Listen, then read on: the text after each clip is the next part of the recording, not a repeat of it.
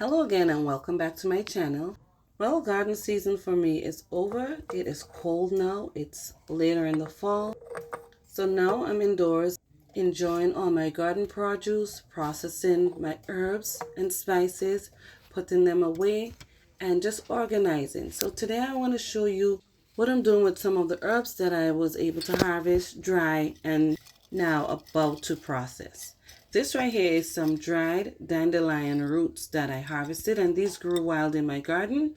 I have them stored up here in this mason jar with a moisture control package right here. And I'm going to grind this into a powder. Before I do that, I'll put it in a mortar and pestle and break it down a little bit because the blades in the grinder are on the smaller side. So I just want, to have less pressure on those blades. So I'm just going to break it down a little bit. This is what it's going to look like.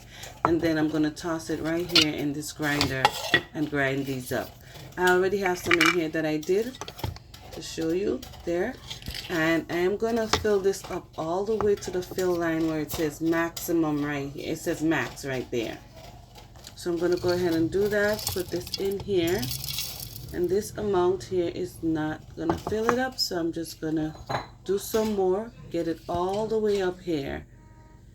And here it is. Now I'm going to go ahead and grind this all up and turn it into a powder so you can see what it looks like. It gets a little bit messy as far as the powder spreading a little bit. It's on my fingers, but it's not too messy. As you can see here, it's grinding. And this is the little grinder that I'm using. I got this on Amazon. And here's the consistency of the powder. I do want it a little bit finer, and this doesn't take a long time to grind. It only takes like a minute or two for it to turn into powder. So this is what I want it to look like. So I'm going to go ahead and give it a few more seconds in the grinder so it can turn into the consistency that I want it to turn into. Now I have other herbs and flower petals right here. I have a mixed flower petal that I'm using for teas.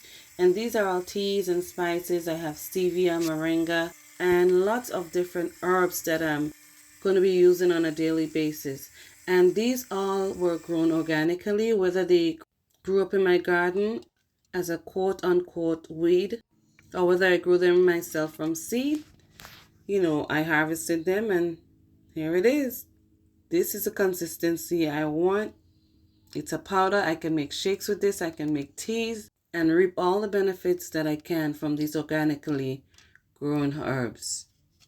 But yeah, this is it, guys. This is what it looks like. So I'm just going to fill this up, and I have a label on all of these jars, and they work really well. There's a rubber gasket, so it's airtight. And so when I'm grinding my herbs, I'm only going to be grinding enough that it will fill these jars. And these are about, I believe some of them are 5 ounces, some are 6 ounces.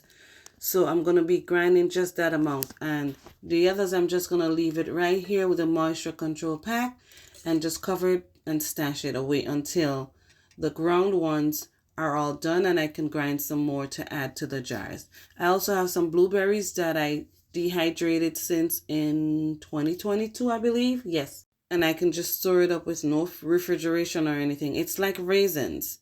And this can be added to shakes, to smoothies, and what have you. So it lasts a while. Like we can grow our own food and actually be able to enjoy it long term. This could last, more than 2 years. And the containers work really well.